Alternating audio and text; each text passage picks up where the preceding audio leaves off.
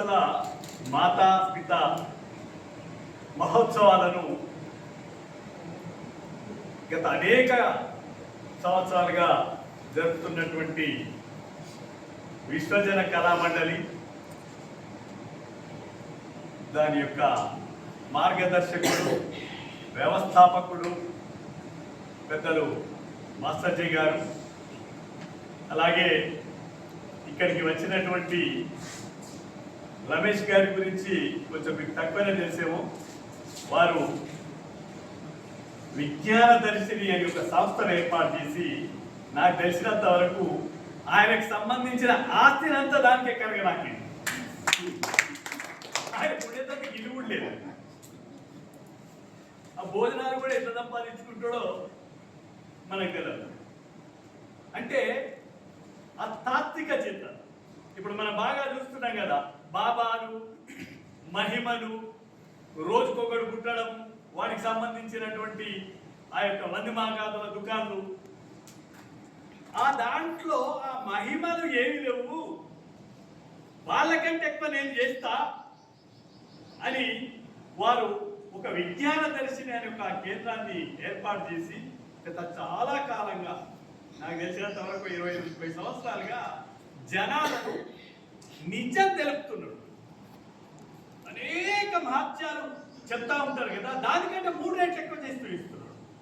కాబట్టి మనము మన యొక్క సమీక్షా సమావేశంలో చేసుకోవాల్సింది ఏంటి అంటే, ఇంతకుముందు ఉన్నటువంటిది ఒకటి అనుకున్నాం కదా, ఏంటి అంటే మన మీటింగ్కు ఓన్లీ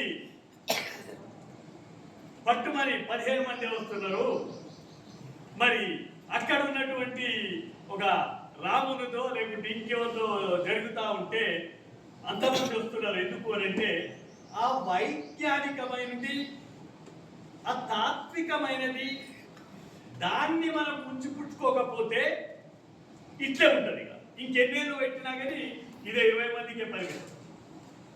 వారు అన్నట్టుగా ఏంటంటే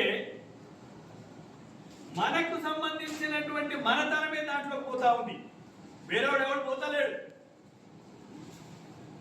ఇలా పోతే మానవాధికారులే కానీ, మాదిగా సెంట్రల్ లోపలనే కానీ, లేకపోతే బీసీ సెంట్రల్ లోపలనే కానీ రామాలయాలు వెళ్తున్నాయి.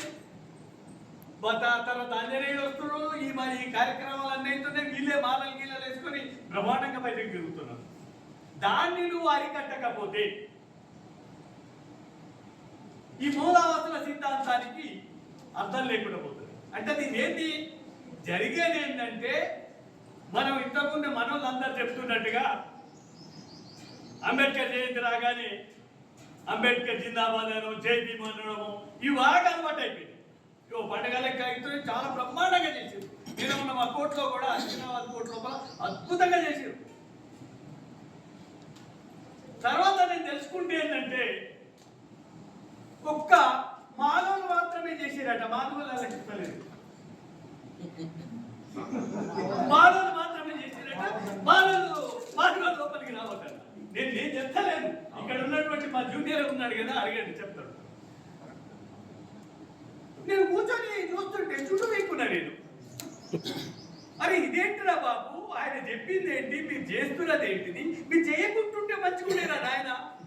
అనవసరంగా చాలా ప్రమాణంగా చేశారు. నాకు చేసినంత వరకు 50,000 ఖర్చు పెట్టి ఎంత అద్భుతంగా లైట్లు చక్క ఉన్నది. కానీ వాళ్ళదంటే వాళ్ళని అనుకుంటున్నారు, వాళ్ళు విలువద్దని వీడు, వీడు విలువద్దని వాడు. అంటే ఎక్కడికి పోతున్నాం మనము? ఎంత విష సంస్కృతి లోపలికి వస్తుంది. అంబేద్కర్ గారి పేరు మీద కూడా ఎంత విష సంస్కృతి బయటకు వస్తుంది. ఆ తర్వాత మళ్ళీ మానవుడు వచ్చిండు, వచ్చేసేసి రైట్ మన అంబేద్కరిస్టులే పిలవాలి. అంబేద్కరిస్టులు అంటే మరి ఏదో రాసి ఉంటారో నాకు అనిపించలేదు.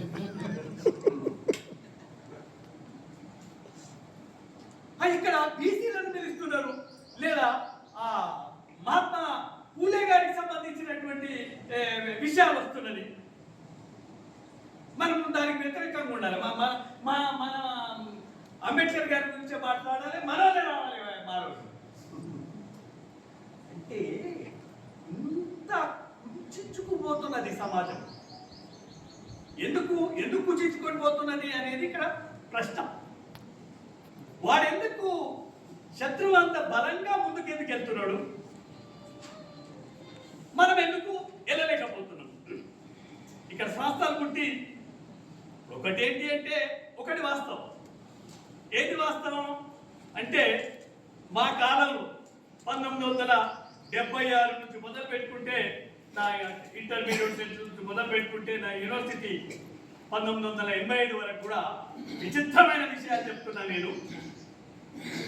మాకు ఎవ్వరు కూడా పూలే గురించి చెప్పిన మానవుడే లేడు. అసలు పూలే పేరే లేదు. ఇమేజిన్ అంబేద్కర్ గారి గురించి ఎప్పుడో మధ్య మధ్యలో ఎవరో మాట్లాడుతున్నారు, దాని గురించి పెద్ద చర్చ కూడా రాకపోతుండే. ఇవాళ అంబేద్కర్ గారి విగ్రహాలు లేని మూలలు లేవనుకుంటా, పూలే గారి విగ్రహాలు లేని ఊళ్ళు లేవనుకుంటా. ఇంత భావవాద విప్లవం బయటకు వచ్చింది. ఎట్లా వచ్చిందంటే ఇలాంటి మహానుభావుల వల్ల. అంటే ఈ యూట్యూబర్సే కానీ లేకపోతే ఇక్కడ ఉన్నటువంటి దీంతో కానీ కారణం ఏంటి అంటే ప్రచార సాధనాలన్నీ కూడా అగ్రవర్ణాల చేతులలో ఉన్న ఏ పేపరు ఒక కామన్ మ్యాన్ లేకుంటే మామూలు మానవ జాతులకు సంబంధించిన వాళ్ళకు ఉన్నదంటే ఒకటి పాపం వెంకటస్వామిలో ఒకటి ఉన్నట్టుంది. పాపం ఆయన ఎవరి ప్రచారం చేస్తుండో మనకు అంత తెలియదు, కానీ మన దుకాణం పెద్ద వచ్చినట్లు కనిపిస్తుంది. సో మనం చెప్పేది ఏంటి అంటే మనకు ఆ ప్రచార సాధనాలు లేకుండా పోయి ఇప్పుడిప్పుడే వాళ్ళ గురించి మనం తెలుసుకుంటా ఉన్నామంటే అది ఏంటంటే ఇప్పుడున్నటువంటి విజ్ఞానం అనేది అంత అద్భుతంగా బయటకు వస్తున్నది. మనం చేస్తున్న పని ఏంటంటే రెండింటి మనం వాడుకుంటలేము. మాస్టర్జీ గారితో కూడా చెప్తే అది నిజమే అంటున్నాం. ఏంటి ఇప్పుడున్న ప్రచార సాధనాలను మనం వాడుకుంటలేము. ఇవాళ వాడు ఒకవేళ అక్కడ ఉన్నప్పుడు ఒకవేళ ఇదే మీటింగ్ కాదు, మన జరిగిన 6 ఉన్నారు. ఒకరు chief justice retired chief justice Ramana గారు, ఇంకో అతను ఆంధ్రజ్యోతి ఎడిటర్ పేరు ఓనరు రాధాకృష్ణ గారు, ఇంకొక 3-4 ఉన్నారు. వాళ్ళని పతాక శీర్షికల్లో వచ్చిన అన్ని పేపర్లు చూడండి. ఎవరు నాయుడు ఎవరో నేను ఇంతవరకు పేరు కూడా నాయుడు ఎవరో నాయుడు, ఆ నాయుడు పేరు ఏదో ప్రచారం చేసుకుని వీళ్ళంతా ముఖాలు కనిపిస్తున్నాయి. ఇవాళ గద్దరికి సమకాలికుడు, గద్దరికి గురువు అనుకుంటాము, అన్ని విషయాలు చెప్తాము. ఆయన ఇలాంటి ఇక్కడికి వచ్చిన వాళ్ళు ఏంటంటే కామన్ మ్యాన్ కాదు కదా, మన దగ్గరకు వచ్చిన వాళ్ళందరూ కూడా. ఈ మిత్రుడు ఉన్నాడు, ఒక బ్రహ్మాండమైన మీటింగ్ పెట్టాడు. ఆ మిత్రుడు ఉన్నాడు, వాళ్ళందరూ కూడా మీటింగ్లు పెట్టినారు. వాళ్ళ బాబా దాంట్లో ఇప్పుడు మనం పెట్టిన దాన్ని పెట్టి అద్భుతంగా పెట్టారు. సో మనం అనేది ఏంటి అంటే ఇక్కడ వచ్చిన వాళ్ళు కూడా ఒక జాతికి సంబంధించిన రిప్రజెంటేటివ్.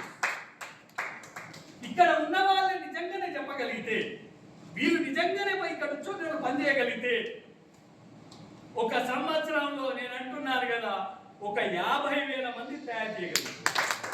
ఇంకా మొత్తం ఎవ్వరు అవసరం లేదు.